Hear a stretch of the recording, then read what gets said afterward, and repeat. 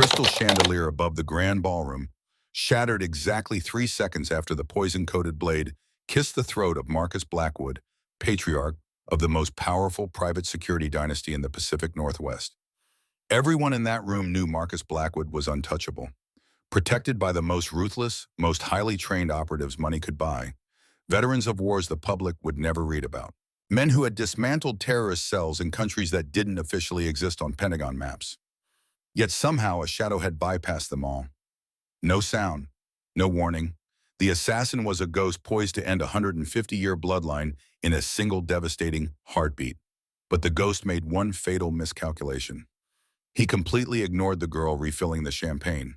Before Marcus Blackwood could even register the threat slicing toward his carotid artery, the supposedly invisible service worker drove a solid silver hairpin straight through the assassin's throat. 8 inches of tempered metal angled upward, severing the carotid artery and puncturing the base of the skull in one precise, lethal strike. And that's when the real chaos began. The Winter Solstice Summit at the Blackwood Estate nestled deep in the snow-covered Cascade Mountains of Washington State. State was less a celebration and more a glittering battlefield. 50 of the most powerful figures in American private security gathered under one vaulted frescoed ceiling. Old blood families, dynasties that had provided protection to presidents, congressmen, and Fortune 500 executives for generations. The air was thick with expensive cologne-aged whiskey and the subtle, aggressive posturing of men who spent their entire lives measuring dominance in fractions of inches. At the head of the room, standing like a dark monument against the roaring stone fireplace, was Marcus Blackwood himself. At 65, Marcus still carried the weight of command like a second skin. Broad shoulders stretching the seams of a tailored midnight blue suit, steel gray hair cropped military short. Eyes the color of polished gunmetal that seemed to strip secrets from anyone he looked at. He had built Blackwood Security from a regional outfit into a continental empire. His son and heir, Gideon Blackwood, 32 years old, was currently overseeing operations in the eastern seaboard. Marcus had specifically kept him away from the summit, too many rivals who might see the young heir as a softer target than the patriarch himself. 3 months ago, he had done the impossible, unified 3 rival dynasties under the Blackwood banner: the Alaric family from the eastern seaboard, the Silas clan from the southern Bayou territories, the Griffin organization from the impoverished northern regions. It was a consolidation that shifted the entire balance of power in the industry, and not everyone was happy about it. Surrounding Marcus was his inner circle. Beta Wyatt, director of security, a man whose cold blue eyes constantly scanned the room like a targeting computer. Delta Reed, head of tactical operations, built like a concrete pillar, his hand never straying far from the custom Sig Sauer holstered beneath his jacket. Nobody touched Marcus Blackwood. Nobody even approached Marcus Blackwood without explicit clearance. Weaving silently through this minefield of fragile egos and lethal predators was Hazel Thorne. Hazel was nobody. A contractor from Pine Ridge Services, a budget staffing company that supplied servers, janitors, and maintenance workers to events the elite families didn't want their own people wasting time on. To the lords and ladies in their silk gowns and hand-stitched Italian suits, she was entirely invisible. She wore the standard uniform, crisp white blouse, floor-length black skirt, hair pulled back in a simple bun. She kept her amber eyes firmly fixed on the marble floor, moving with the practiced efficiency of someone who had learned long ago that invisibility was survival. In the rigid hierarchy of the old blood world, people like Hazel occupied the bottom tier. The Omegas. Expendable, forgettable, meant to serve to blend into the wallpaper, to never speak unless spoken to. Hazel preferred being invisible. But Hazel held a secret that Pine Ridge Services had never discovered, that no background check had ever flagged, that even her own mother had only whispered about on her deathbed. While the alphas, the leaders, the commanders, the men, like Marcus Blackwood, possessed raw authority and tactical genius, and while the betas commanded operational excellence and unwavering loyalty, Hazel possessed something entirely different: absolute sensory clarity. Most people filtered the world. Their brains deleted 90% of sensory input just to function. Background noise, peripheral movement, subtle shifts in air pressure. Hazel's brain didn't delete anything. She didn't just hear conversations. She heard the slight acceleration of a heartbeat 3 tables away when someone lied. She could smell the metallic tang of adrenaline seeping through expensive deodorant when someone was preparing to make a move. She could feel the microscopic shift in air currents when a door opened 2 rooms over. Her mother had called it a curse, a neurological condition. Sensory processing sensitivity taken to an extreme. Doctors had no cure, no treatment, just advice to avoid crowds, avoid stress, avoid life. Her mother had given her something else before dying, a warning and a weapon. The world is cruel to people like us, Hazel. Never be truly defenseless. The 8-inch hairpin currently buried in the assassin's throat had been her mother's. Sterling silver heavily tempered, sharp enough to pierce bone. Balancing a silver tray of crystal flutes filled with Dom Perignon, Hazel moved toward the center of the ballroom. Her ears picked up the usual sounds. Lord Alaric of the Eastern families muttering something about taxation policy to his second-in-command. Lady Beatrice, chief financial officer of the Northeastern operations, laughing too loudly at a joke that wasn't funny. But underneath it all, beneath the string quartet playing Vivaldi in the corner, beneath the clink of glasses and the murmur of 100 conversations, Hazel felt it. A void. Every person in that room had presence. A heartbeat. The rustle of fabric when they moved. The displacement of air when they gestured. The faint sound of breath. But moving along the western wall, gliding past the heavy velvet curtains, was a pocket of absolute nothingness. No sound, no scent, not even the whisper of footsteps on marble. It was as if a piece of reality had simply been erased. Hazel's breath caught. Her knuckles went white around the edges of the serving tray. She had read about this. Military-grade sound-canceling technology. Thermal masking suits that defeated infrared scanners. Gear that made a man functionally invisible to every security system Blackwood employed. Someone had smuggled a ghost into the most heavily guarded private estate in the Pacific Northwest. She glanced toward the dais where Marcus stood. He was deep in conversation with a visiting dignitary from the Department of Defense. His guards, Wyatt and Reed, were scanning the crowd with professional efficiency, but they were looking for threats that existed. They couldn't see the void. They couldn't feel the empty space carving a path directly toward their patriarch. Hazel's heart hammered against her ribs. Every instinct screamed at her to run, to hide under a table, to let the professionals handle it. If she ran, Marcus Blackwood would die tonight. The families would fracture. Civil war would tear the industry apart. Contracts worth billions would evaporate. And small companies like Pine Ridge, powerless, expendable, would be slaughtered in the crossfire. She took a deep breath, forced her racing pulse to steady. She wasn't a soldier. She wasn't even supposed to be noticed. But she had spent her entire life learning how to survive by paying attention to things other people missed. And right now, she was the only person in the room who could see the invisible. The string quartet transitioned into a sweeping waltz.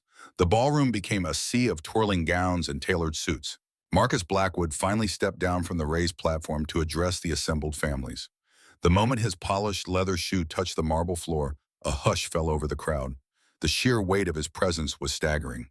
When Marcus Blackwood spoke, people listened. Lords and ladies of the council. His voice resonated a deep gravel that carried to every corner of the vast room. We gather tonight not just to celebrate the solstice, but to acknowledge a new era of stability. For the first time in 50 years, the major families stand united under one banner. The crowd hung on every word. Hazel was moving. She had abandoned her tray on a passing dessert cart. Her eyes locked on the empty space now only 10 feet from Marcus Blackwood's broad back. The technology was flawless, but the assassin still had mass. He still displaced air. He still created friction when his boots touched the floor. Hazel dropped to one knee, pretending to adjust the strap of her modest black shoe. From this angle, low to the ground, she looked across the highly polished, reflective surface of the marble floor. There, a slight distortion in the reflection of the chandelier lights. A ripple like heat rising off asphalt in summer. 5 feet away, Beta Wyatt was looking right past the distortion, his eyes fixed on Lord Alaric across the room. Delta Reed was checking his earpiece, scanning the balconies above. They were completely blind. Hazel stood. Her hand trembled as she reached up to her hair fingers, brushing the intricate bun. She felt the cool weight of the silver pin. Never be defenseless. 3 feet. The distortion shifted upward, the assassin raising his weapon. Time seemed to stretch, pulling like taffy into a thick, agonizing crawl. Hazel didn't think. She didn't let the crushing presence of Marcus Blackwood's authority pin her to the floor like it did to every other Omega in the room. She tapped into something primal. Something her mother had whispered about. Survival instinct that lived in the marrow of her bones. With a sudden explosive burst of speed, Hazel sprinted. She didn't aim for Marcus. She aimed for the empty air just behind his left shoulder. Marcus paused mid-sentence. His gunmetal eyes narrowed as a blur of white and black darted through his peripheral vision. A low warning growl started deep in his chest, an Omega-breaking protocol. "Get down!" Hazel screamed, her voice tearing through the refined silence of the ballroom. Before Marcus could react, before Wyatt or Reed could even draw their weapons, the technology failed. The assassin materialized from thin air, a towering, heavily scarred man named Sullivan, known in certain circles as the Wraith. In his gloved hand was a curved, serrated combat knife blade coated in a viscous substance that glowed faintly green under the chandelier light. The blade was already descending in a killing arc aimed directly at the base of Marcus Blackwood's neck. But Sullivan's strike never connected. Hazel collided with the massive operative. She wasn't strong enough to tackle him. She didn't need to be. Using his downward momentum against him, she ducked beneath his heavily muscled arm. Her hand closed around the silver hairpin. With a desperate feral cry that came from somewhere she didn't recognize, Hazel drove the 8-inch spike upward. It buried deep into the soft, unprotected flesh just beneath Sullivan's jaw. The angle was perfect. The spike slid through the corroded artery, punctured upward, through soft palate, penetrated the base of the skull. Sullivan's eyes went wide. Absolute shock registered across his scarred face as his central nervous system shut down in less than 2 seconds. He choked. A wet, gurgling sound escaped his lips. The poison combat knife slipped from paralyzed fingers, clattering harmlessly against the marble floor inches from Marcus Blackwood's boots. Hazel ripped the hairpin free and spun out of the way as Sullivan's massive body collapsed. He hit the ground with a bone-shattering thud that shook the champagne glasses on nearby tables. Dark blood, almost black, began pooling rapidly across the pristine white marble, soaking into the hem of Hazel's uniform skirt. For 3 full seconds, the grand ballroom was plunged into the kind of silence that precedes a hurricane. Nobody breathed. The string quartet had frozen mid-bow. Every Lord, Lady, Alpha, and Beta stood paralyzed, their brains struggling to process the impossible scene. The Wraith, the most feared uncatchable contractor in the shadow market, lay dead on the floor. And standing over him, chest heaving, hands trembling, face splattered with arterial blood, was a nameless Omega from a budget staffing company. "Secure the perimeter," Beta Wyatt finally roared, breaking the spell. Guards flooded the room from every entrance. Doors slammed shut and locked. Panic erupted among the aristocratic guests as they realized how close they had just come to witnessing an execution. But Marcus Blackwood didn't look at the doors. He didn't look at the panicked guests. He didn't glance down at the dead man bleeding out on his floor.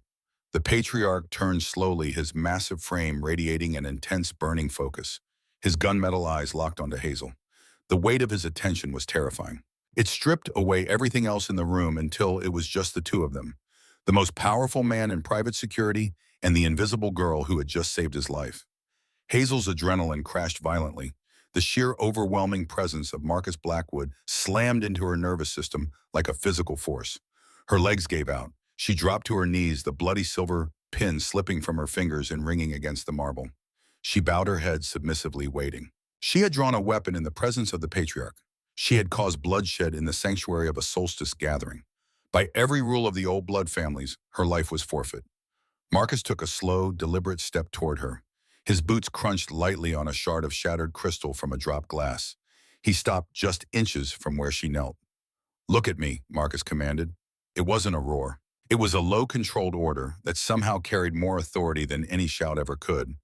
Trembling, Hazel slowly lifted her head. Her amber eyes met the storm in his gray ones. Marcus stared down at her. He took a sharp breath, inhaling deeply. Through the metallic tang of blood and the suffocating cloud of expensive perfume, he caught something else. Her scent unmasked by the adrenaline spike, no longer buried beneath layers of fear and practiced invisibility. Wild blackberries in rain-soaked earth. His eyes narrowed. Then he did something nobody expected. He knelt. The patriarch of Blackwood's security, the man who commanded an empire, dropped to one knee in a pool of the assassin's blood, uncaring that it soaked into his $5,000 trousers. He reached out.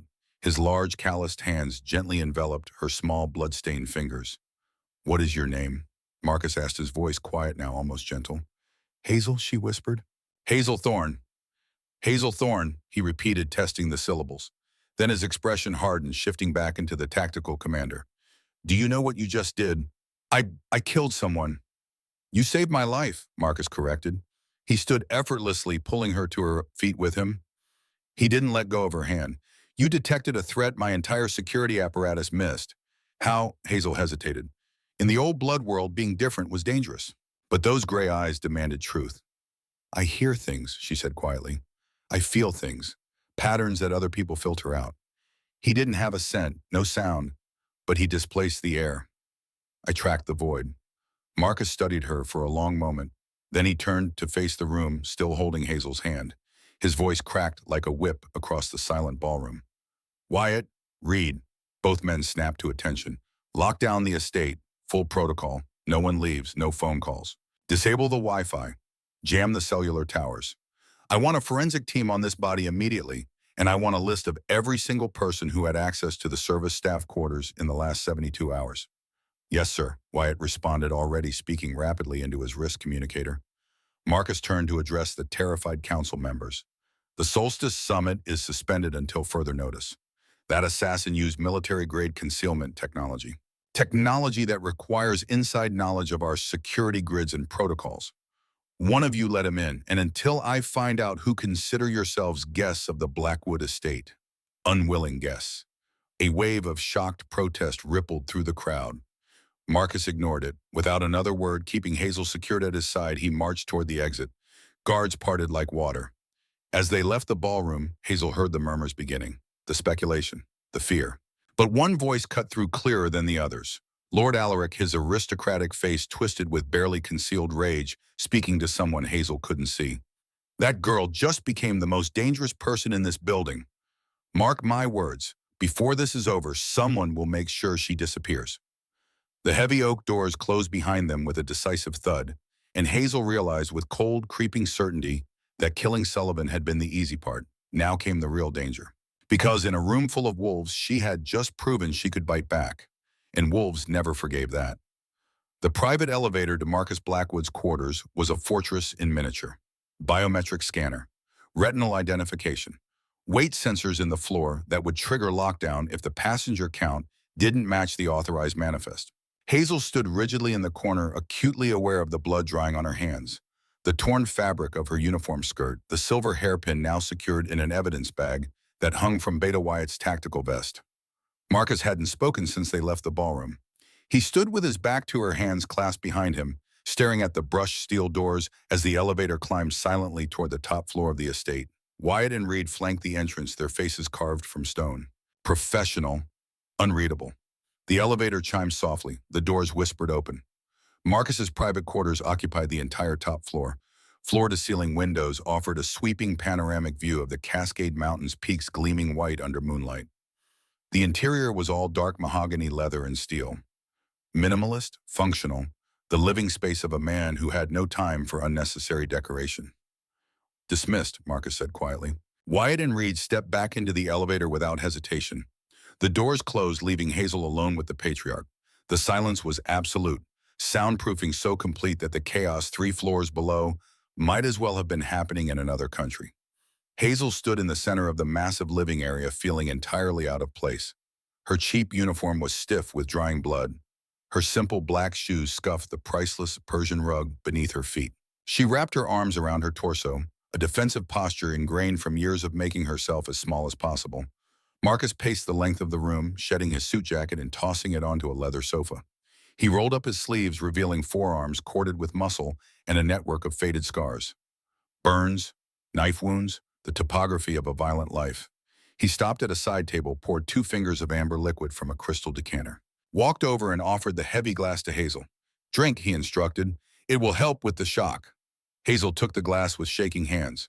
The whiskey burned down her throat, grounding her spiraling thoughts. Marcus returned to the decanter, poured his own glass. He leaned back against the massive mahogany desk that dominated one wall, his gray eyes pinning her in place. Now he said, his voice calm but edged with steel. You are going to tell me exactly how a contractor from Pine Ridge Services managed to bypass my elite security team, detect an invisible assassin using equipment that costs more than most people earn in a lifetime, and deliver a fatal strike before I could even draw breath. Hazel looked down at the amber liquid in her glass. You said it yourself downstairs. I hear things. Elaborate, she hesitated. Revealing this felt like peeling off a layer of skin. But Marcus Blackwood wasn't asking. He was commanding. I have sensory processing sensitivity. Hazel began slowly setting the glass on a nearby side table. Extreme variant. My brain doesn't filter sensory input the way most people's do. I hear everything, smell everything, feel everything. Marcus's eyes narrowed. That's a neurological condition. It makes people avoid crowd struggle in loud environments. It doesn't turn them into human surveillance systems. For most people, yes, Hazel agreed. For me, my mother taught me to weaponize it. She had the same condition. Worse, actually. It destroyed her life. But before she died, she taught me how to control it, how to focus. She stepped forward, pointing toward the heavy oak doors they had just entered. She stepped closer, her voice gaining confidence. When you walked into the library downstairs, Lord Alaric's cologne changed. He switched from his usual bergamot to something cheaper. He's rationing. His family is in financial trouble too, just like Griffin. That's why he's desperate to prove his innocence. Marcus stared at her, a flicker of admiration crossing his face. You cataloged everyone's baseline scent. I catalog everything. Marcus stared at her. Genuine surprise flickered across his weathered features. You have absolute sensory clarity, he said quietly. Unfiltered perception. Yes. And the assassin, Hazel's voice trembled slightly at the memory. When he entered the ballroom and I didn't smell him, the technology masked his scent and his sound, but I could feel the void, the empty space where a person should have been. Your guards were looking for a threat. I was looking for the absence. Marcus pushed off the desk, closing the distance between them in two long strides. He stopped just inches away, his towering frame casting a shadow over her. He reached out his hand, gently cupping her jaw, tilting her face upward. And the weapon, he asked softly, why does a service contractor carry a wolf's bane-laced silver spike hidden in her hair? Hazel's amber eyes shimmered. Because Pine Ridge is a brutal place for people like me. My mother forged it before she died. She told me never to be defenseless. I never intended to use it to save a patriarch. I only intended to survive long enough to quit and disappear. A dark rumble vibrated in Marcus's chest. The thought of this woman, this asset living in constant fear, triggered something protective and dangerous in him. Alpha Griffin will answer for the conditions of his company, Marcus said, his voice cold as winter. But right now we have a much larger problem. He released her and walked to a secure monitor mounted on the far wall. He tapped the screen, bringing up a live feed from the estate's medical bay.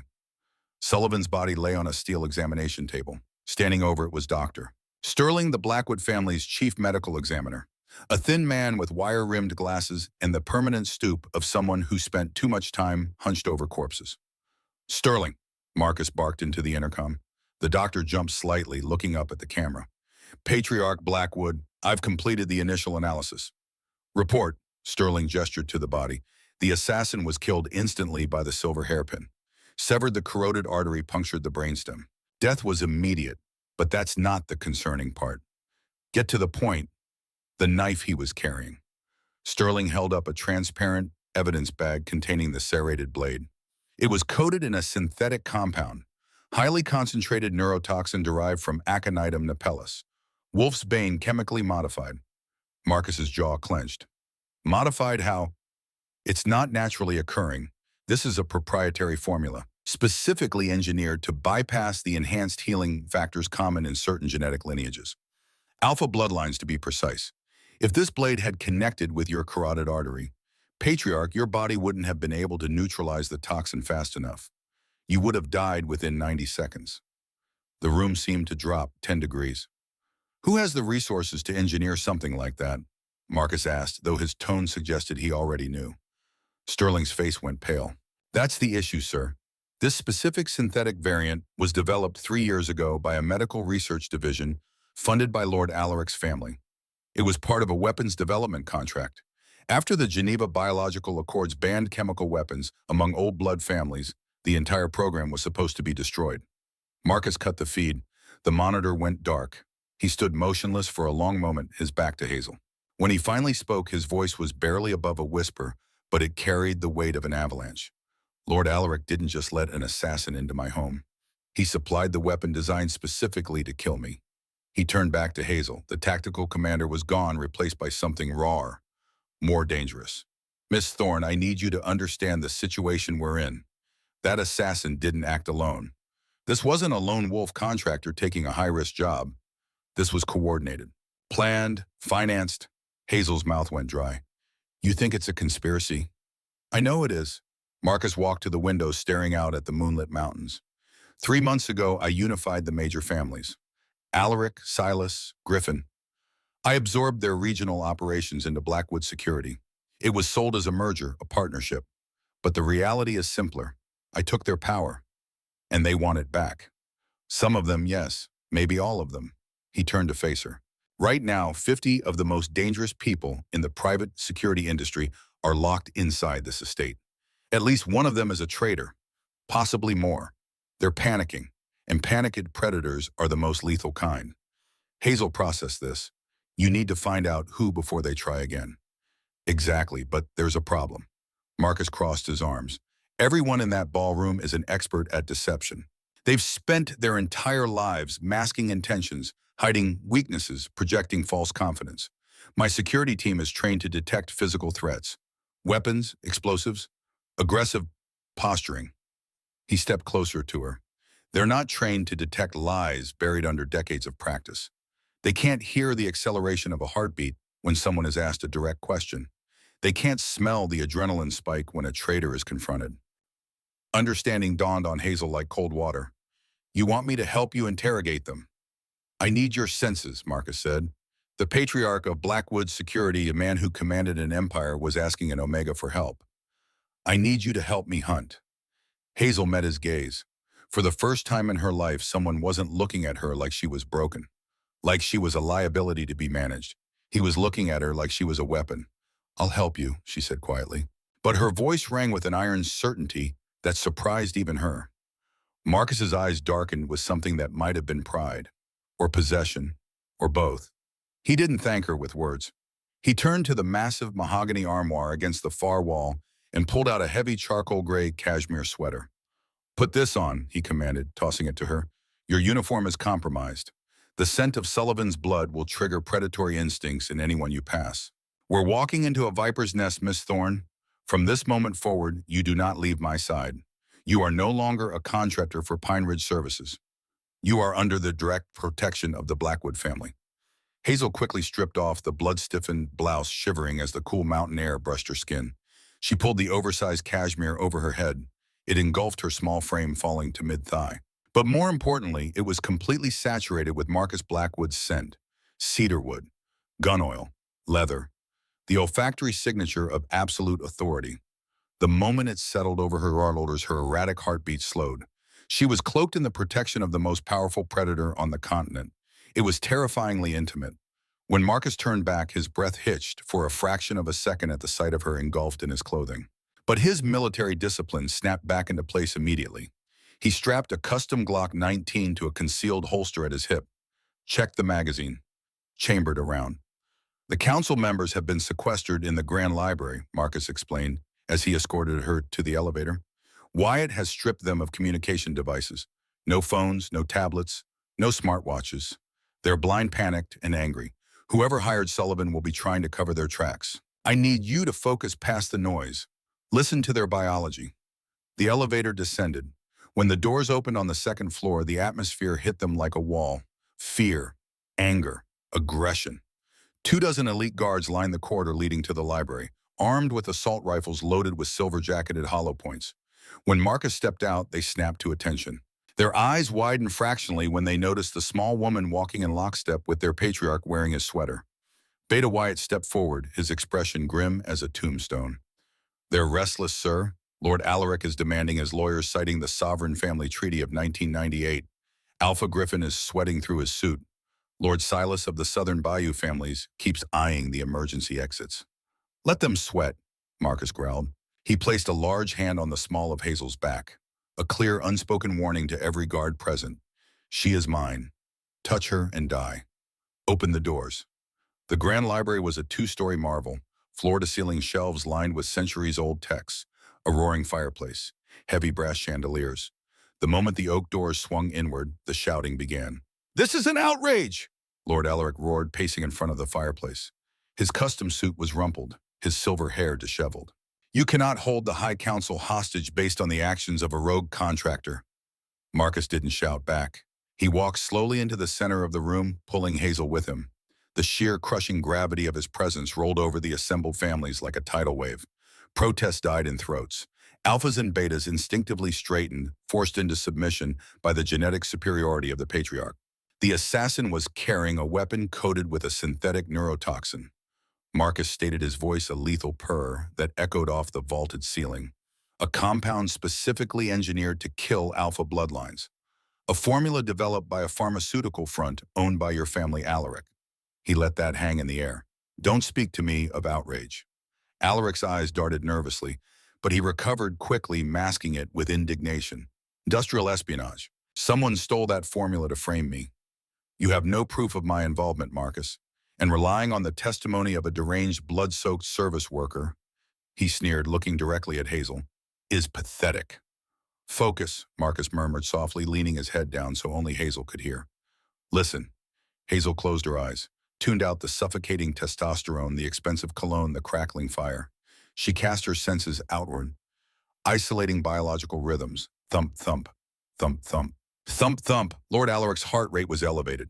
But it was steady, angry, yes, cornered, yes, but not the chaotic, erratic rhythm of a man actively lying about stolen weapons. He's not lying about the theft, Hazel whispered to Marcus, keeping her eyes downcast. His heart is steady when he mentions being framed. Marcus gave no outward reaction, but she felt his hand tighten slightly against her back. Hazel shifted her focus, sweeping the room. Her ears caught something else, a frantic hummingbird-like rhythm coming from near the ancient geography section. Thump, thump, thump, thump, thump, sweat. The sharp, acrid stench of pure, unadulterated terror. It wasn't coming from a powerful Alpha Lord. It was coming from Alpha Griffin, the head of Pine Ridge Services, the man who had treated Hazel like disposable garbage for 3 years. Griffin was visibly trembling. His eyes darted frantically between Alaric and Marcus. His shirt collar was soaked through with perspiration. It's Griffin, Hazel said clearly, her voice cutting through the heavy silence. Every eye in the room snapped to her. What did you say, girl? Alaric snarled. Hazel didn't flinch. The cashmere sweater, smelling of Marcus, gave her an anchor. Alpha Griffin is terrified. His blood pressure is spiking, core temperature dropping. He smells like guilt. Griffin's face went white. She's lying. She's a defective, useless Omega trying to exact revenge on her employer. Patriarch, you cannot listen to this. I listen to my asset. Marcus interrupted, his voice like thunder. The word hung in the air. Asset, not servant, not contractor. Asset. The shock on Griffin's face was total. The implication was staggering. Marcus stalked toward Griffin, his eyes shifting from gray to something darker, more primal. You stole the weapon from Alaric's facility, Marcus said quietly. You brought the concealment technology into my home. Why, boy? Griffin backed away, hitting the bookshelves. No, I didn't. I swear on the founders. Hazel, Marcus asked, not taking his eyes off Griffin. He's lying, she confirmed instantly. His vocal cords tightened. Pulse just skipped 2 beats. Realizing he was trapped, Griffin's survival instinct overrode logic. With a feral roar, he lunged, not at Marcus, at Hazel, claws extended, aiming to rip the throat out of the woman who had just destroyed his life. He didn't make it halfway. Marcus moved faster than human eyes could track.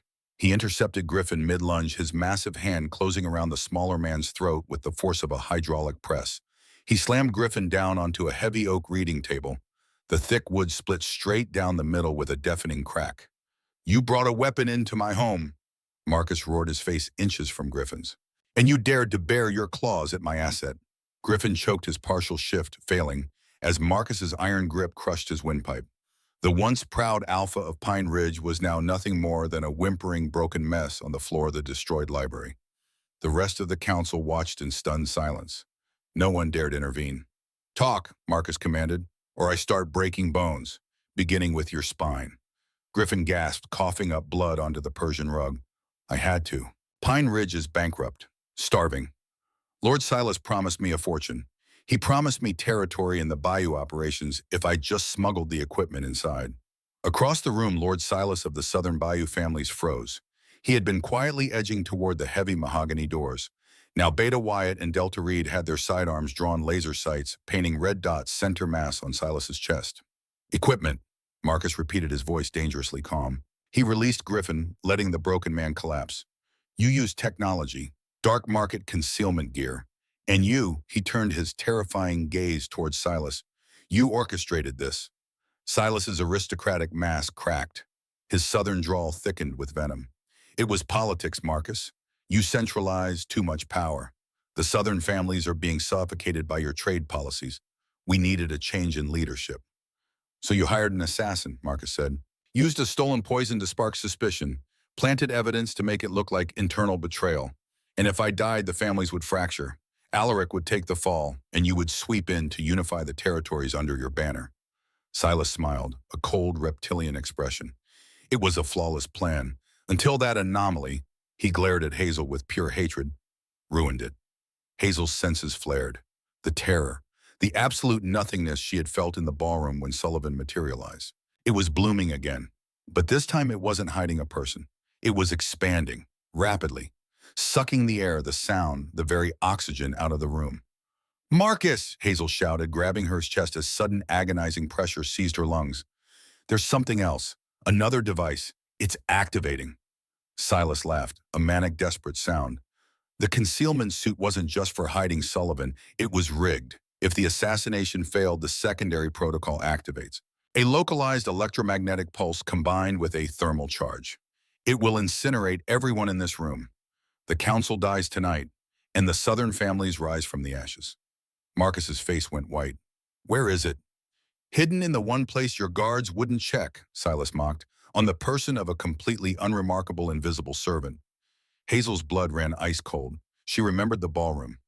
Bumping into Griffin in the hallway earlier that evening, he had shoved past her muttering curses. She reached into the deep pocket of her discarded uniform skirt, bundled on a chair where she had changed.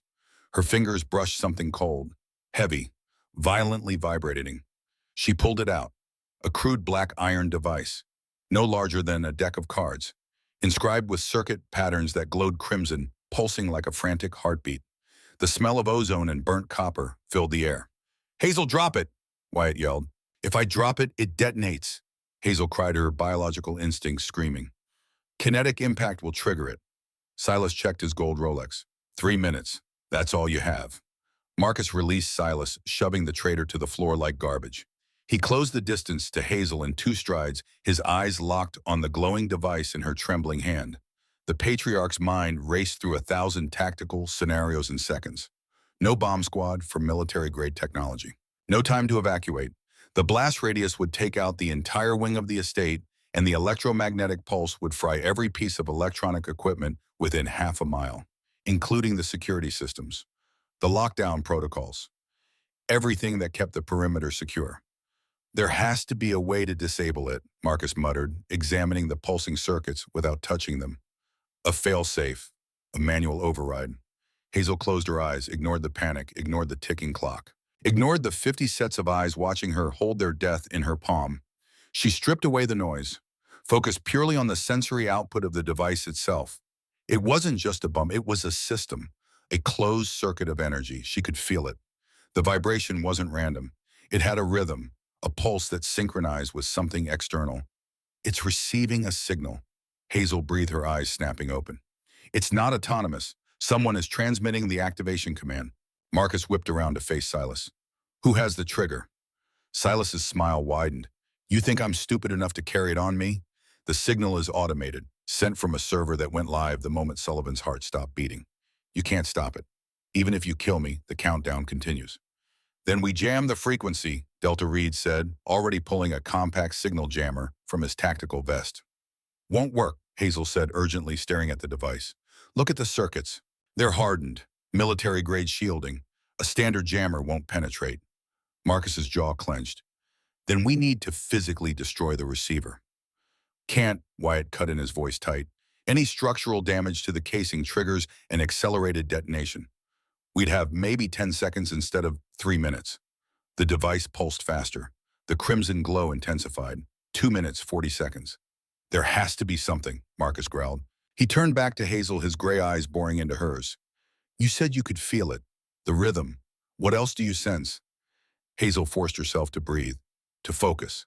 She held the device closer to her face, ignoring the searing heat starting to burn her palm. The circuits are copper-based, she said, slowly processing.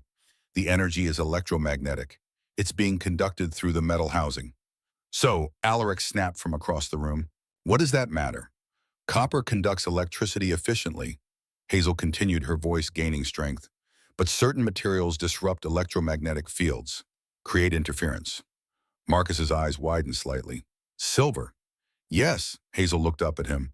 Silver has unique conductive properties. It can create localized disruption in electromagnetic circuits. If we can short-circuit the receiver before the pulse reaches critical mass, the device might fail to detonate, Marcus finished. He was already moving, drawing the custom combat knife from the sheath at his belt. 8 inches of pure weapon-grade silver, forged specifically for close-quarters combat. The blade caught the firelight gleaming like liquid mercury. This is insane, Lord Alaric protested. You're going to stab a bomb. You have a better idea, Marcus snapped. He turned back to Hazel, his voice dropping to something gentler. Something that might have been concern. I need you to tell me exactly where to strike. One chance, if I'm off by even a millimeter, we all die. Hazel stared at the device. Her hand was shaking badly now. The heat was intensifying. The edges of her fingers were starting to blister. 2 minutes, 10 seconds. Hazel's hands were shaking so badly the device nearly slipped from her grip. The burns from the electrical discharge were worse than she'd thought. Her fingers were going numb. Marcus, I can't, her voice cracked. I can't hold it steady. My hands. The patriarch's face went ashen. If she dropped it, they had seconds. Not even enough time to say goodbye. For the first time in decades, Marcus Blackwood felt genuine fear. Not of death, of failing everyone in this room because the one person who could save them was too injured to hold on. Miss Thorne, his voice cut through her panic like a blade. Look at me. Hazel's amber eyes snapped to his gray ones. You tracked a ghost no one else could see. You killed a man twice your size with a hairpin. You've held this bomb for 2 minutes without dropping it. Your hands will not fail you now. Something in his absolute certainty anchored her. The pain faded to background noise. Her fingers locked. The trembling stopped. She took one shuddering breath. I'm ready. She closed her eyes again, listened, past the crackling energy, past the vibration, down to the core. There, a central node where all the circuit pathways converged. A nexus point where the electromagnetic pulse was being generated and amplified before distribution to the thermal charge. Center of the device, Hazel said, her voice steady despite the fear coursing through her veins. There's a convergence point. If you can pierce it with enough force, the silver should create a short-circuit cascade. The feedback loop will overload the system before it can reach critical detonation threshold. Marcus positioned himself directly in front of her. How deep do I need to go? All the way through, the nexus is at the core. Then you need to hold absolutely still, Marcus said quietly. His eyes met hers. In them, she saw complete trust. Do not move, do not flinch. Understand. Hazel nodded. She extended her arm, fully holding the vibrating device, as steady as her trembling muscles would allow. The entire library held its breath. 1 minute, 50 seconds. Marcus raised the silver blade. The firelight danced across the edge. His face was a mask of absolute concentration. A surgeon preparing for the most critical incision of his career. He exhaled slowly, centered himself. Then with brutal precision and incredible speed, he drove the blade downward. The silver knife punched through the black iron casing with a metallic shriek. Sparks exploded from the impact point. The device convulsed in Hazel's hand like a living thing dying. The crimson glow flickered, stuttered. For one terrible heartbeat, nothing happened. Then the circuits began to cascade fail. The pulsing light sputtered, racing through the pathway conduits in reverse. The electromagnetic field collapsed inward instead of expanding outward. A blinding flash of purple-white light erupted from Hazel's palm. The concussive shockwave was smaller than a full detonation would have been, but still powerful enough to shatter every window in the library. Ancient glass exploded outward into the night. Several heavy oak chairs toppled. Books flew from shelves. Hazel was thrown backward by the force, but she never hit the ground. Marcus's arms caught her, wrapping around her body and pulling her against his chest. He turned, shielding her with his own mass as the shockwave washed over them. The device, now nothing more than a smoking, twisted piece of scrap metal, clattered harmlessly to the floor. The glowing circuits dead, inert. The suffocating electromagnetic pressure vanished instantly, replaced by the crisp, freezing mountain air rushing in through the broken windows. They had survived. For a long moment, nobody moved. The library was silent except for the whistle of wind and the crackle of the fireplace. Marcus pulled back slightly, looking down at Hazel. His chest heaved. His face was streaked with soot from the discharge. You're extraordinary, he whispered. The reverence in his voice was unmistakable. Then the patriarch's expression hardened. He released Hazel carefully, making sure she was steady on her feet. He turned to face the shocked, terrified council members scattered across the destroyed library. His voice when he spoke was devoid of all mercy. Wyatt, Reed. Both men snapped to attention, weapons already drawn. Take Silas and Griffin to the subterranean holding cells. They are guilty of high treason, attempted assassination of a patriarch, conspiracy to commit mass murder, and domestic terrorism. Strip them, chain them. No food, no water, no light. They will await formal trial by the full Continental Council. Guards surged forward. Silas tried to resist, but Reed drove a knee into his solar plexus, doubling him over. Griffin was already broken, offering no resistance as they dragged him toward the exit. "This isn't over," Silas screamed as they hauled him through the doors. "The Southern families will never accept Blackwood dominance. Never." The heavy oak doors slammed shut, muffling his protests. Marcus turned slowly, his predator's gaze sweeping across the remaining council members. Lords and ladies who had moments ago been convinced they were about to die. "Let me be absolutely clear," Marcus said, his voice carrying to every corner of the vast room despite the broken windows. "What you just witnessed was not an isolated incident. This was a coordinated coup attempt. Multiple families working in concert to destabilize Blackwood security and fracture the Continental Alliance." He began to pace his boots, crunching on shattered glass. Griffin confessed to smuggling the equipment. Silas admitted to orchestrating the assassination. But neither of them possessed the technical expertise to engineer a military-grade electromagnetic device. Neither of them had access to the concealment technology without inside help. Lord Alaric stepped forward, his aristocratic face pale but composed. "Patriarch Blackwood, I swear to you on the founders, my family had no knowledge of this plot. Yes, the neurotoxin was derived from our research, but that program was dismantled 3 years ago. Someone stole the formula and the prototype devices from our secure facility." "When?" Marcus demanded. 18 months ago. We reported it to the Continental Security Board. The investigation went nowhere." Marcus's eyes narrowed.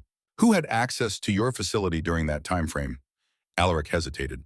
Then his expression darkened with realization. "Beatrice. Lady Beatrice Ashford. She was conducting a financial audit of our research division. She had unrestricted access for 6 weeks." Every head turned toward the corner of the library. Lady Beatrice Ashford, Chief Financial Officer of the Northeastern Operations, stood frozen near a toppled bookshelf. She was a striking woman in her early 50s, impeccably dressed in a slate-gray suit, silver hair pulled back in a severe bun, cold blue eyes that had watched the entire scene unfold with calculated detachment. "That's absurd," Beatrice said, her voice smooth as silk. "I was auditing financial records, not wandering through weapons research facilities." "Hazel," Marcus said quietly. Hazel focused on Beatrice. Listened past the controlled voice, past the practiced composure. Thump, thump, thump, thump. Elevated heart rate, not panic. Something else. Adrenaline, wow. The chemical signature of someone preparing to run. "She's about to bolt," Hazel said. Beatrice's eyes flicked toward the shattered windows, calculating, measuring the distance. "Don't," Marcus warned. But Beatrice was already moving.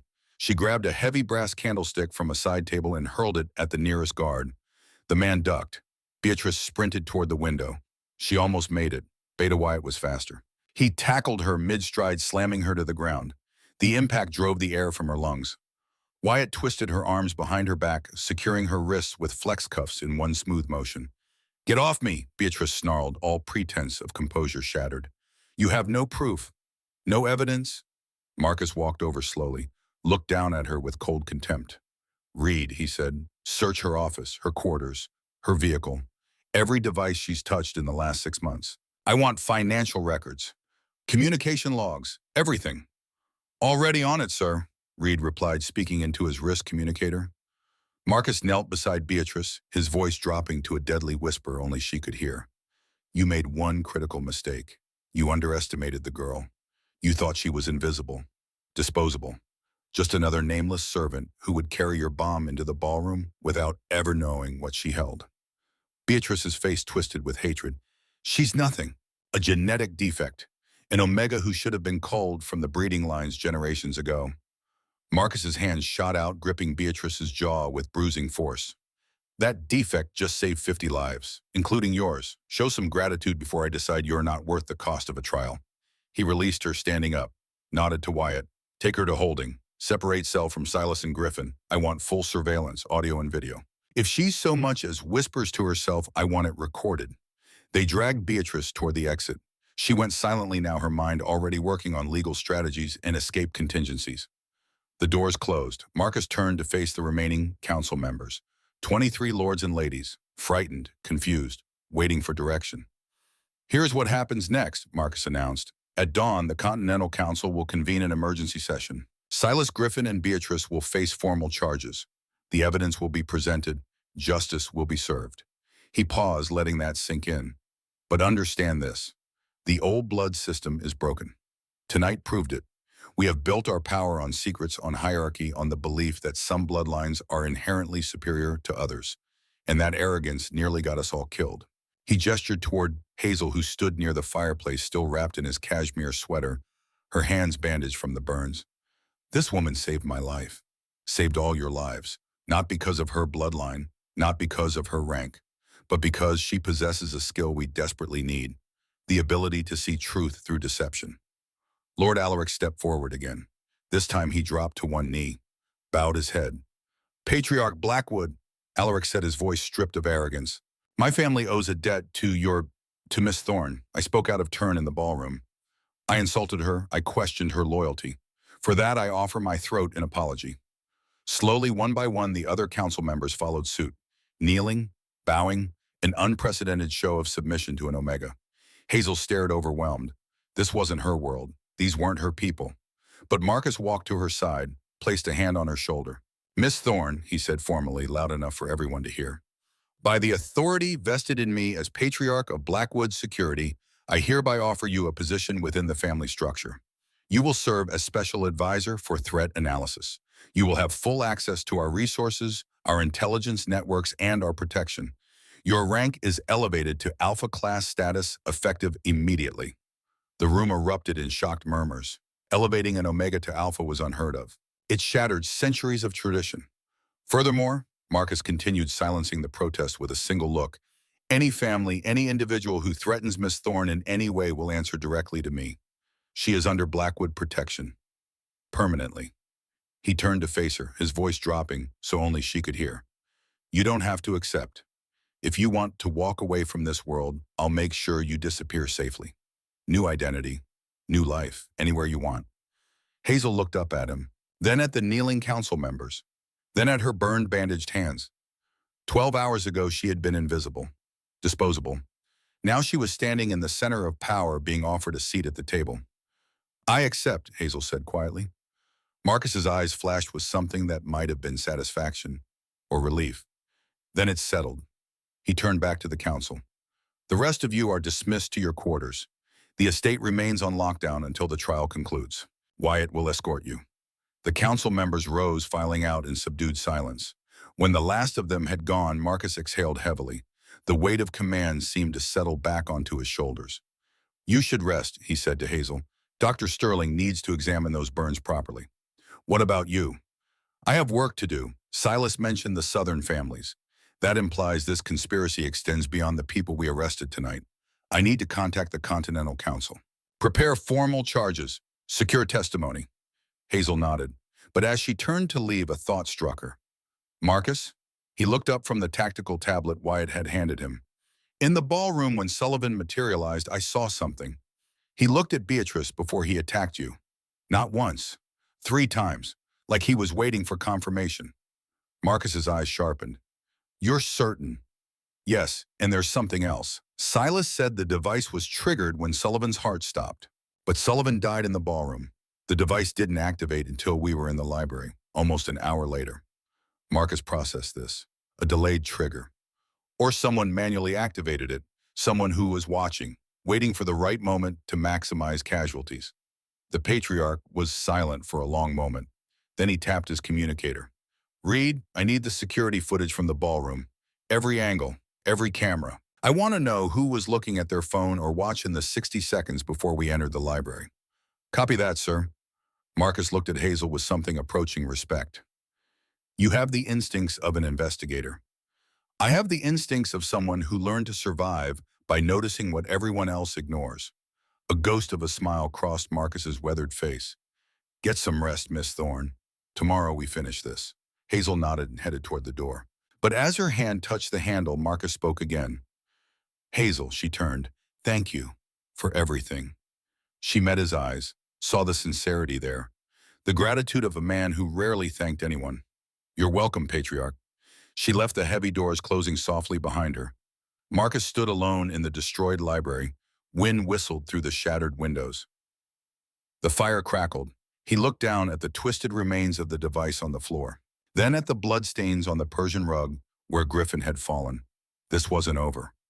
Silas and Beatrice were just pieces on a larger board. Someone had financed this operation, someone with deep pockets and deeper connections, and they were still out there. Marcus's phone buzzed, a secure message from Delta Reed. Sir, found something in Beatrice's office. You need to see this immediately. Marcus strode toward the door, his mind already racing through possibilities. The game had changed tonight. The old rules were dead, and whoever thought they could destroy the Blackwood bloodline was about to learn a very painful lesson. You don't hunt wolves unless you're prepared to become prey. The patriarch stepped into the corridor, his shadow stretching long behind him. Dawn was still 3 hours away, and Marcus Blackwood had a conspiracy to dismantle. The dawn broke cold and merciless over the Cascade Mountains, painting the snow-covered peaks in shades of crimson and gold. Marcus Blackwood had not slept. He stood in his private office 3 floors above the destroyed library, staring at the evidence Delta Reed had recovered from Beatrice's quarters. Spread across his mahogany desk were financial documents that told a story of greed, desperation, and betrayal that ran deeper than anyone had suspected. Explain it to me again, Marcus said, his voice gravelly from exhaustion and rage. Reed stood at attention, a tablet in his scarred hands. Lady Beatrice wasn't just involved in the conspiracy, sir. She orchestrated the entire operation. 3 years ago, when you began consolidating the regional families, she saw the writing on the wall. Her northeastern territory was hemorrhaging money. Outdated contracts, bloated overhead. She was facing bankruptcy within 18 months. So she decided to kill me and blame it on internal conflict. Not quite that simple. Reed swiped through documents on the tablet. She approached Silas first, offered him a deal. If he could provide the muscle and the fall guy Griffin, she would provide the technical expertise and the financial infrastructure. In exchange, after your death, they would carve up Blackwood security. Silas would take the southern and western territories. Beatrice would consolidate the north and east. Marcus's jaw clenched. And Griffin, useful idiot. Beatrice promised him enough money to save Pine Ridge Services. He smuggled the equipment in, thinking he was just helping Silas embarrass you politically. He had no idea they were planning an assassination. What about the device, the electromagnetic pulse bomb? Reed's expression darkened. That's where it gets worse, sir. Beatrice didn't just steal the neurotoxin from Alaric's facility. She stole the concealment technology and the EMP design from a classified Pentagon contract that Blackwood Security was developing 2 years ago. The room went silent. Marcus turned slowly. She stole from us, from our own research division. Yes, sir. The project was called Ghost Protocol, Next Generation Stealth and Area Denial Weapons for Special Operations. It was mothballed after the Continental Council deemed it too dangerous. But Beatrice had access as CFO. She copied everything before the servers were wiped. Who else knows about this? Just you, me, and Wyatt, and now Miss Thorne if you choose to brief her. Marcus nodded slowly. His mind was already 3 steps ahead, calculating the political fallout. If this information became public, it would prove that Blackwood Security had been developing weapons banned under international accords. The Pentagon contracts would evaporate. Congressional hearings would follow. The empire would crumble. This stays buried, Marcus said quietly. Beatrice will face charges for theft, conspiracy, and attempted murder. But the Ghost Protocol connection never sees daylight. Understood. Understood, sir. What about Sullivan? Where did she find him? Reed pulled up another file. Real name James Sullivan, former Delta Force operator, dishonorably discharged 8 years ago for excessive force during a black site interrogation. He's been working the private contractor circuit ever since. Beatrice hired him through a cutout in the Cayman Islands, paid him $2.5 million half up front. And his final words, Gideon Blackwood, $5 million. That was the frame-up. Exactly. If he had survived long enough to finish the sentence, he was supposed to say, Gideon Blackwood promised me $5 million to kill his father. It would have implicated your son immediately, created a succession crisis, turned the families against each other. Marcus's fists clenched. The thought of his own son being framed for patricide made his blood boil. Gideon Blackwood was 32 years old, brilliant, tactical, everything a heir should be, and Beatrice had been willing to destroy him just to cover her tracks. "Where is my son now?" Marcus asked. "Still under house arrest per your orders, sir. He's been trying to reach you for 6 hours. Lift the restriction. Tell him to meet me in the Grand Hall." It's time he knew the truth. Reed nodded and left. Marcus stood alone staring at the sunrise. In 3 hours, the Continental Council would convene. Silas Griffin and Beatrice would face formal charges before the assembled patriarchs and matriarchs of every major family in North America. It would be a circus, a political bloodbath, but it would also send a message. Cross the Blackwood family, and there is no mercy, only justice. His phone buzzed. A message from Dr. Sterling. "Miss Thorne's burns are second degree but healing well. I've sedated her for rest. She'll be ready by the trial." Marcus allowed himself a small exhale of relief. Hazel had proven herself invaluable, but she was still fragile, still learning to navigate a world that had spent her entire life telling her she was worthless. He would make sure she survived it, because Marcus Blackwood protected his assets. Always. The Grand Hall of the Blackwood estate was a cathedral of power, vaulted ceilings soaring 40 feet high, stained glass windows depicting the founding families, a massive oak table that could seat 100. By 9 o'clock in the morning, every seat was filled. The Continental Council had assembled. 18 patriarchs and matriarchs representing the most powerful private security dynasties in North America. Men and women who controlled armies of contractors, influenced defense policy, and held the lives of thousands in their hands. At the head of the table sat Marcus Blackwood. To his right, Gideon Blackwood, cleared of all suspicion, his slate-gray eyes so similar to his father's, burning with quiet fury. To Marcus's left sat Hazel Thorne, no longer in a servant's uniform, now dressed in a tailored charcoal suit that Wyatt had procured overnight. Her burned hands were bandaged but steady, her amber eyes alert. The other council members stared at her with barely concealed shock. An Omega sitting at the Continental Council table was unprecedented, blasphemous even. But no one dared voice their objections, not with Marcus Blackwood presiding. "This emergency session is now in order," Marcus announced, his voice echoing off the stone walls. "We are here to address the attempted assassination of a sitting patriarch and the exposure of a conspiracy to destabilize the Continental Alliance." He nodded to Beta Wyatt, who activated a massive screen at the far end of the hall. Security footage began to play. The ballroom, Sullivan materializing from thin air. Hazel's desperate sprint, the silver hairpin finding its mark. Several council members gasped. They had heard rumors, but seeing it was different. "The assassin was James Sullivan," Marcus continued, "hired by Lady Beatrice Ashford, with assistance from Lord Silas Marchand and Alpha Griffin of Pine Ridge Services. Their goal was to murder me, frame my son for the crime, and divide Blackwood's security among themselves." The screen switched to financial records, offshore accounts, wire transfers, encrypted communications. The evidence was overwhelming. "Bring in the accused," Marcus commanded. Heavy doors opened. Guards escorted Silas Griffin and Beatrice into the hall in chains. They were forced to kneel before the council table. Silas looked defiant. Griffin looked broken. Beatrice looked coldly calculating, her blue eyes already scanning for weaknesses in the proceedings. Lord Alaric of the Eastern family stood. "Patriarch Blackwood, the evidence you presented is damning, but the Continental Council requires testimony. We must hear from the accused and from the witness who detected the threat." Marcus gestured to Hazel. "Miss Thorne, please explain to the council how you identified the assassin." Hazel stood, every eye turned to her.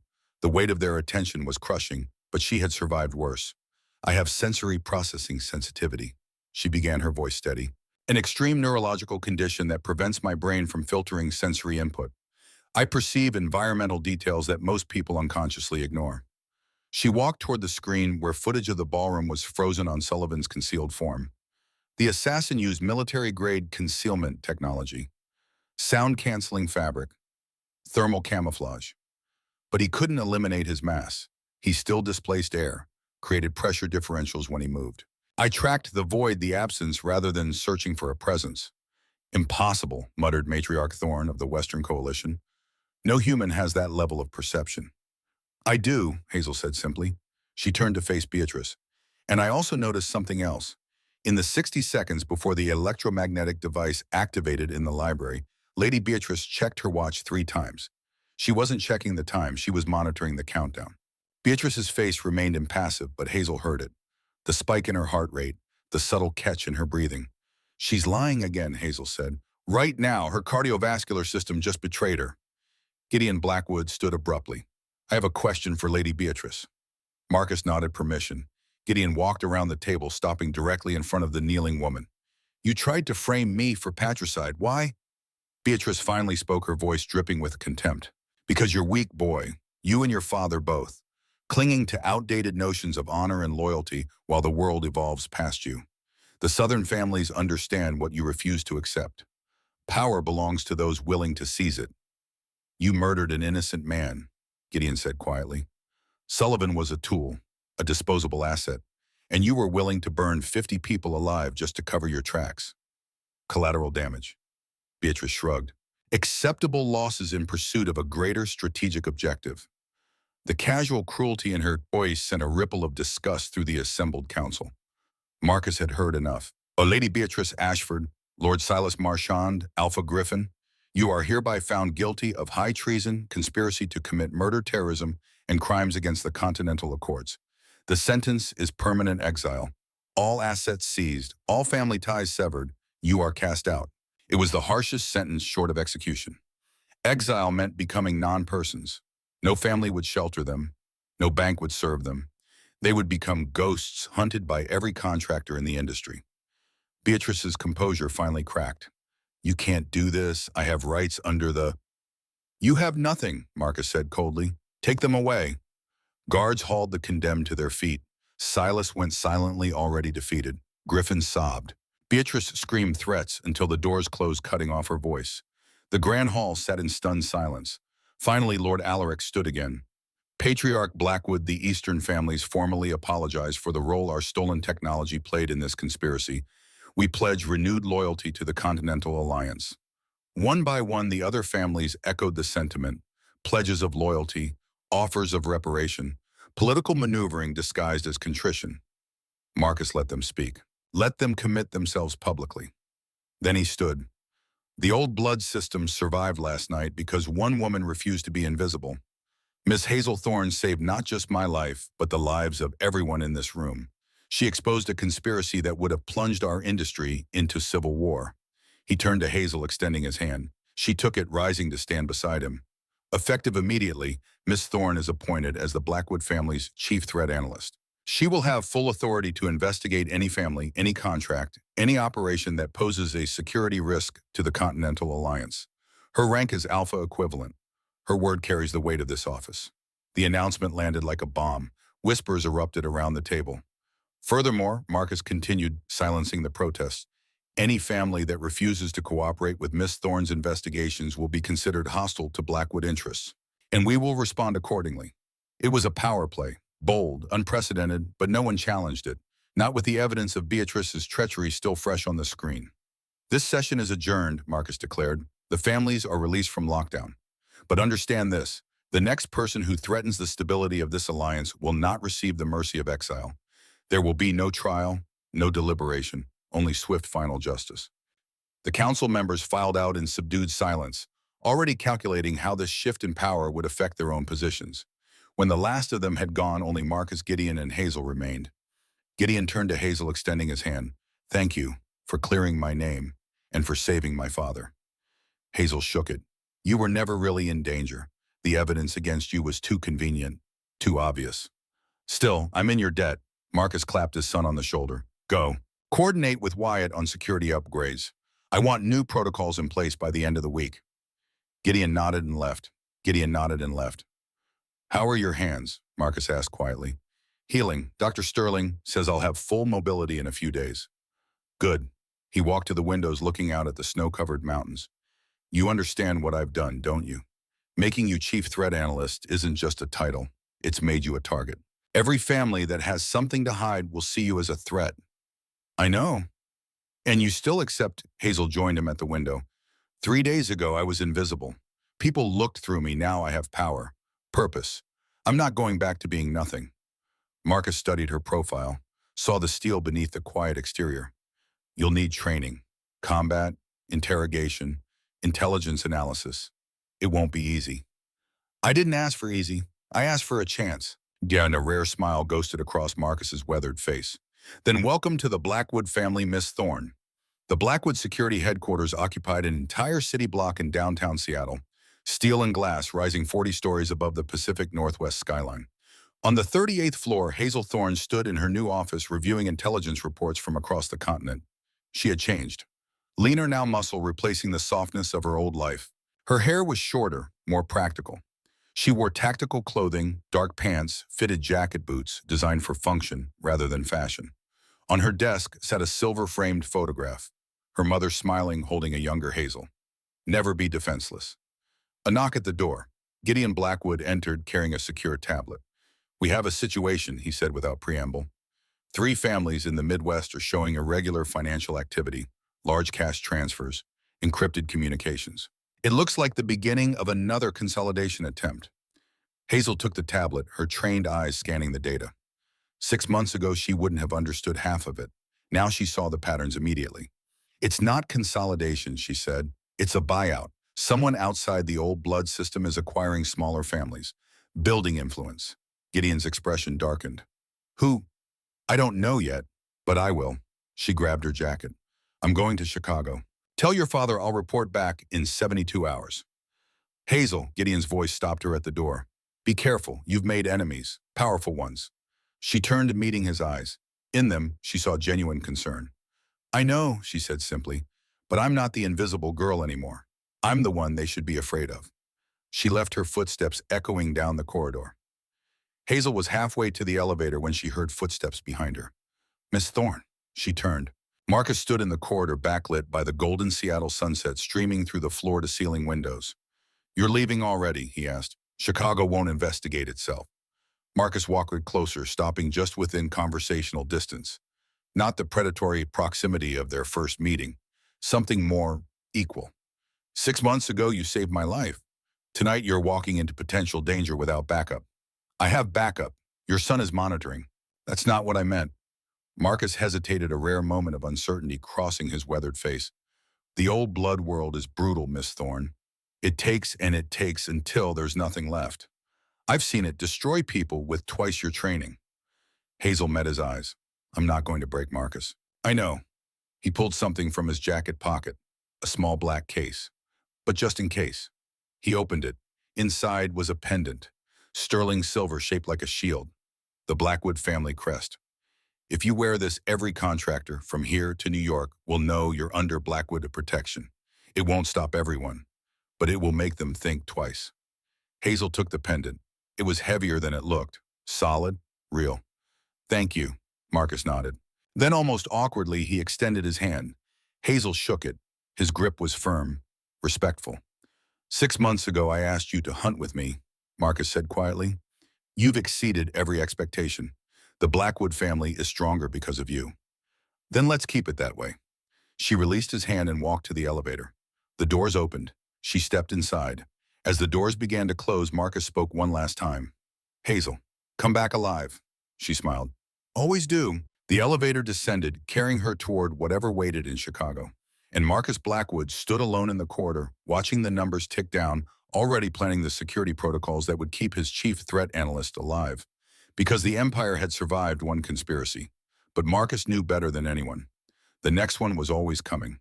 Marcus's voice crackled through. "Always, but keep distance. Let her work. She's earned our trust." "Understood." Gideon ended the call and walked to the window. The Seattle skyline stretched below a concrete jungle where fortunes were made and destroyed daily. The old blood system had survived its greatest threat, but new challenges were emerging. External forces probing for weaknesses, testing the alliance. But they had Hazel Thorne now, the woman who saw what others missed, who heard the lies beneath the words. And as long as she stood watch, the Blackwood bloodline would endure. In a private office 3,000 miles away, a man in an expensive suit watched a live feed from Seattle. He saw Hazel Thorne exit the Blackwood building, climb into a black SUV, and disappear into traffic. He smiled, closed the laptop. "She's even better than we hoped," he said to the shadowed figure standing behind him. "Then we proceed with phase 2. "Yes, but carefully. Miss Thorne is problematic. We need her neutralized before we move on Blackwood directly. And if she can't be neutralized," the man's smile widened, "then we recruit her. Someone with her talents would be invaluable, and everyone has a price." He stood buttoning his suit jacket. walked to the window of his penthouse office overlooking Manhattan. The old blood families think they've weathered the storm. They have no idea the hurricane is just beginning. He raised a glass of scotch to the New York skyline, to evolution and the extinction of dinosaurs. The shadowed figure joined the toast, and far below the city moved on unaware that the next war for control of America's private security industry had already begun.